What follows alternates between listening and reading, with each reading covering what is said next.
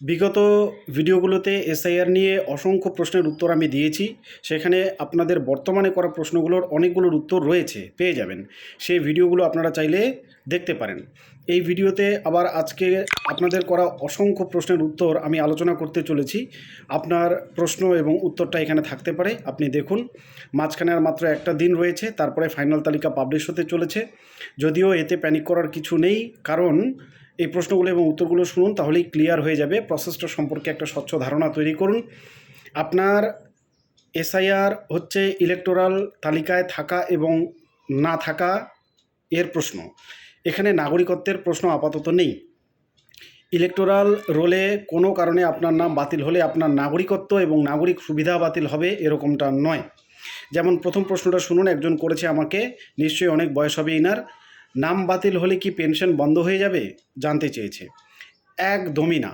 যতগুলো নাগরিক সুবিধা আছে ততগুলো নাগরিক সুবিধা আপনার বজায় থাকবে, শুধু আপনার ইলেকটোরাল রোলে নাম ফিরে আসার আগ অবধি ভোটাধিকারটা থাকবে না। শুধু আপনি যে ভোট প্রক্রিয়া সেটা থেকে বিরত থাকবেন, কিন্তু আপনার তালিকায় ফিরে আসার যে প্রচেষ্টা সেটা জারি থাকবে, এবং যত দ্রুত সম্ভব আপনার কাগজপত্র ঠিক থাকলে আপনি আবার তালিকায় ফিরেও আসতে পারবেন।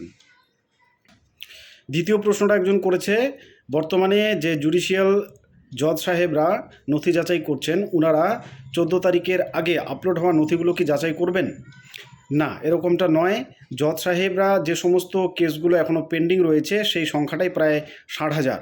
তো এই পেন্ডিং কেসগুলো ওনারা মূলত দেখবেন। আগে যে সমস্ত নথিগুলো হয়েছে ওগুলো ইআরও সাহেব যাচাই করে পাঠিয়েছে, তারপরে এমও এবং ইআরওদের মধ্যে আবার সেগুলো document to be reviewed, roll back ইত্যাদি চলছে, এবং সেই কাজটা ইআরও এবং এই ইআরওরা দায়িত্ব নিয়ে করে দিচ্ছে। এই যে ডকুমেন্ট টু বি রিভিউড এবং রোল ব্যাক, এই কেসগুলো নিয়ে যারা প্রশ্ন করছেন, আপনারা নিশ্চিত থাকুন, রোল ব্যাক হোক আর ডকুমেন্ট টু বি রিভিউড হোক, সেটা একবার যখন এই ইআরও এবং ইআরওর এন্ড থেকে এই ডকুমেন্ট আপলোড হয়েছে, ওনারা রিভিউ করে সেটাকে পাঠিয়েছে, পুনরায় যখন আবার এগুলোকে রিভিউ করতে পাঠাচ্ছে তখন আবার ওনারা সেটা একবার দেখে নিয়ে আবার সেটাকে ওকে করেই কিন্তু পাঠিয়ে দিচ্ছে। বেশিরভাগ এই কেসগুলো ডকুমেন্ট টু বি রিভিউড এবং রোল ব্যাকগুলো হচ্ছে ফাউন্ড ওকে কেসেস। কিন্তু তারপরেও যদি কোথাও ডাউট থেকে থাকে, ওনারা ডকুমেন্ট চেয়ে পাঠাচ্ছেন, এবং ডকুমেন্ট পেলে আবার সেগুলোকে কিন্তু ওই ফাইলে ওনার যে ফাইল, এখন আর ডকুমেন্ট আপলোডে যেহেতু অপশনটা নেই, তাহলে ওনার যে হার্ড কপির ফাইলটা রয়েছে, প্রত্যেকটা ব্যক্তির ফাইলগুলো বুথ ওয়াইজ বিএলওর আন্ডারে সাজিয়ে রাখা হয়েছে, কিন্তু সেখানে বিএলও মারফত ওনার ওই কাগজটাকে ঢুকিয়ে রাখা হচ্ছে। প্রয়োজনে জজ সাহেবরা যদি শুনানি করে সেই কাগজ বের করেও দিতে পারে, এবং পরবর্তীতে রোল ব্যাক বা ডকুমেন্ট টু বি ভেরিফাইড করে কারো নাম যদি বাদ যাওয়ার মতো পরিস্থিতিতে আসে, এবং সেক্ষেত্রে জজ সাহেবরা যদি আবার ফাউন্ড ওকে পায়, তাহলে আবার ওনার নাম কিন্তু ফিরে আসবে। তৃতীয় প্রশ্নে একজন জানতে চেয়েছে, ফাইনাল তালিকা কিভাবে দেখতে পাবো? অনেকগুলো প্রসেস রয়েছে। আপনি অনলাইনে দেখতে পাবেন আপনার মোবাইল দিয়ে, আপনি অফলাইনে দেখতে পাবেন, আপনার বিএলওর কাছে এই তালিকা চলে আসবে। তালিকা প্রকাশের সঙ্গে সঙ্গে নাও আসতে পারে, একটু সময় লাগতে পারে, কিন্তু চলে আসবে। আপনার যে ব্লক অফিস রয়েছে বা ওয়ার্ড রয়েছে অফিস, সেখানেও এই তালিকা আপনি পেয়ে যাবেন। এছাড়া যে ওয়েবসাইট রয়েছে এনভিএসপি, সেখানেও এই তালিকা অ্যাভেলেবেল থাকবে, বা ইসিআই নতুন ওয়েবসাইট লিঙ্ক অতি অবশ্যই পাবলিশ করবে তালিকা প্রকাশের আগে। সেটাতে আপনারা সবাই নাম অফলাইন অনলাইন যে কোনো মোডে চেক করে নিতে পারবেন। তাছাড়া আমি পাশে রয়েছি, যেই মুহূর্তে লিঙ্ক পাবো এবং আপডেট পাবো আপনাদের জানিয়ে দেবো আপনারা কিভাবে কোথায় তালিকাটা যাচাই করবেন। এরপরের প্রশ্নটি বেশ গুরুত্বপূর্ণ। হিয়ারিংয়ের সময় শুধু অ্যাডমিট কার্ড দিয়েছিলাম, অন্য নথি কি দিতে হবে? নতুন করে কোর্ট অর্ডার দিল যে যারা শুধুমাত্র অ্যাডমিট কার্ডটা দিয়েছেন সেটা যথেষ্ট নয়। অ্যাডমিট কার্ডের সাথে আপনি সার্টিফিকেটটা পারলে অতি অবশ্যই দিয়ে দেবেন। কেন? কারণ অ্যাডমিট কার্ডে ডেট অফ বার্থ এটা উল্লেখ রয়েছে, কিন্তু সম্পূর্ণ পিতার নাম যদি পেতে হয় তাহলে সার্টিফিকেট ওখানে সব কিছুই মেনশন রয়েছে, জন্ম তারিখ, নিজের নাম, পিতার নাম সব কিছুই উল্লেখ রয়েছে। এই কারণে অ্যাডমিট কার্ডের সঙ্গে যদি বিএলও নতুন করে চায় তাহলে সার্টিফিকেটটা দিয়ে দেবেন মাধ্যমিকের। এটা অতি অবশ্যই বর্তমানে নতুন করে সংযোজন হয়েছে, যে যারা অ্যাডমিট কার্ড দিয়েছেন ওনারা সার্টিফিকেটটাও প্রদান করুন। এই সার্টিফিকেট আবার নতুন করে বিএলও চাইতে পারে, এবং আপনার কেসের যদি নতুন শুনানি হয়, যদি ওকে হয়ে গিয়ে থাকে, তাহলে তো এটা নিয়ে আর কোনো চাপই নেই, আর ওকে করে দিয়েছে। কিন্তু 2026-এর ফেব্রুয়ারি মাসের 14 তারিখের আগে যে সমস্ত সার্টিফিকেটগুলো আপলোড করেছিল এই ইআরও বা ইআরওরা, সেখানে কিন্তু অনেক ক্ষেত্রে অ্যাডমিটকে ওনারা গুরুত্ব দিতে চাননি। তার কারণ কিন্তু এই ইআরও বা ইআরও সাহেবরা অ্যাডমিটকে অ্যাভয়েড করছিলেন তা নয়, তার কারণ ইসিআই এর কোনো নির্দিষ্ট গাইডলাইন মাধ্যমিকের অ্যাডমিট নিয়ে ওই সময় ছিলই না। বরং বলা চলে যে মাধ্যমিকের অ্যাডমিটকে অ্যাকসেপ্ট করার মতো কোনো মানসিকতা ইসিআইয়ের ওই সময় ছিল না।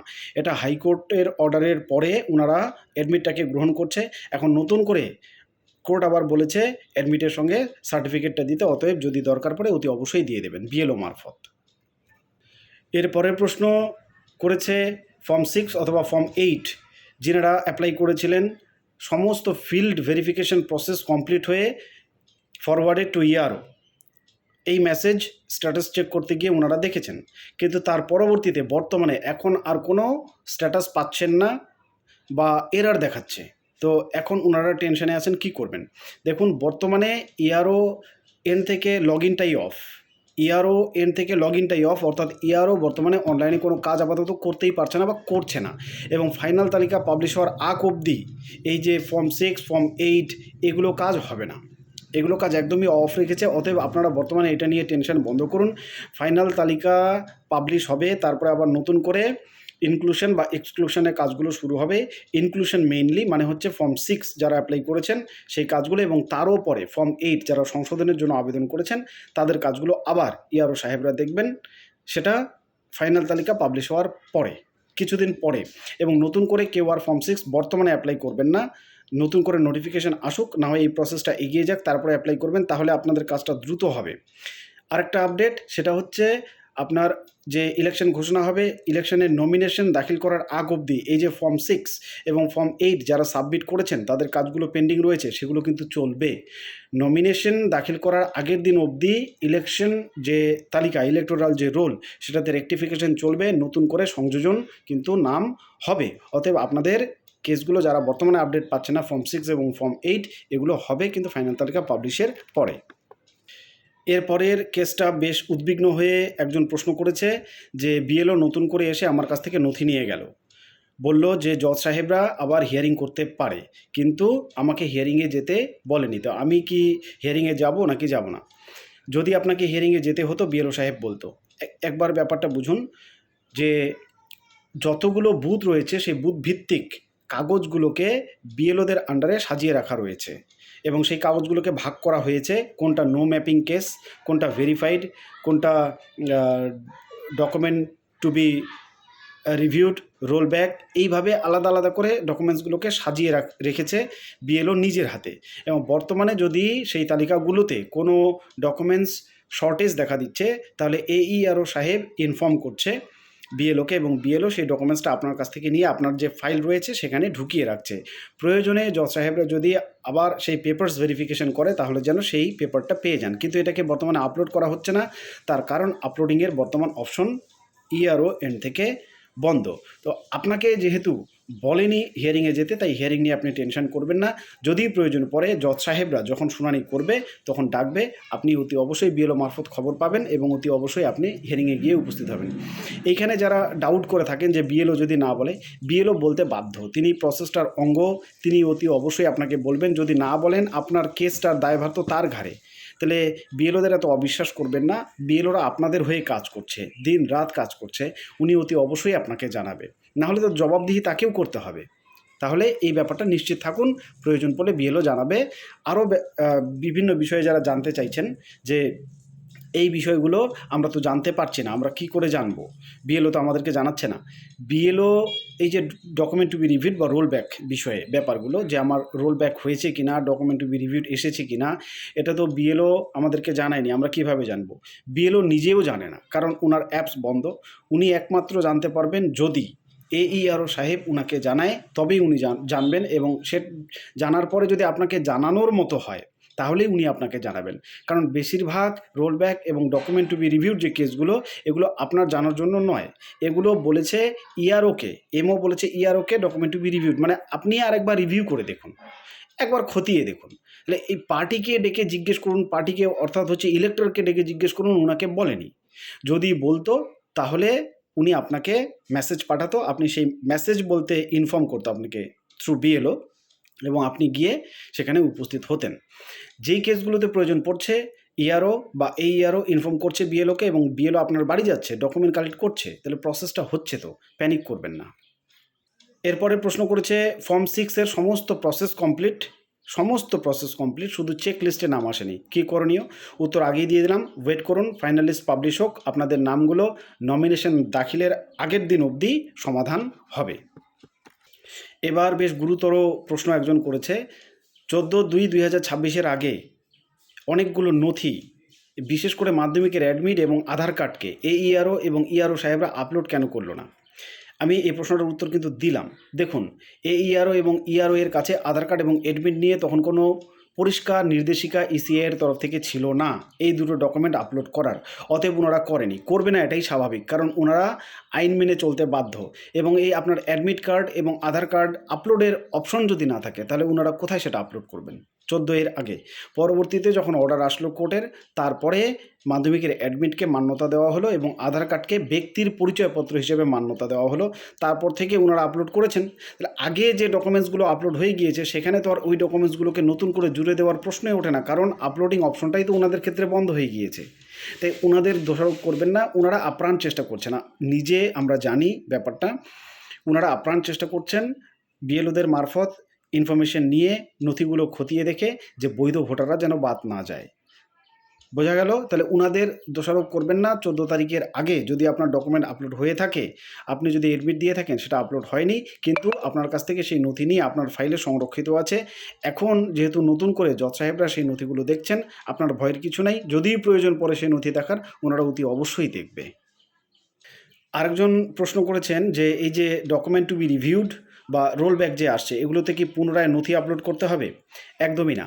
একবার ভাবুন ব্যাপারটা, ডকুমেন্ট টু বি রিভিউড মানে এগুলো আপলোড হয়ে প্রসেস কমপ্লিট হয়ে এমওর কাছে গিয়েছে এবং তারপরে উনি সেই আপলোডেড ডকুমেন্টসগুলোই শুধুমাত্র ইআরওর কাছে সেন্ড ব্যাক করে জানতে চেয়েছে যে এটাকে আরেকবার রিভিউ করুন, এই কারণে রোল ব্যাক করে দিয়েছে। আপনি একবার রিভিউ করে দেখুন ব্যাপারটা, তার মানে your documents are already uploaded. বোঝা গেল? নতুন করে আপলোডের কিছু নেই, যদিও আপনার হার্ড কপিসগুলো ওখানে রাখা রয়েছে, কিন্তু আপলোড হয়ে রয়েছে আপনার, এটা নিয়ে চিন্তা করবেন না।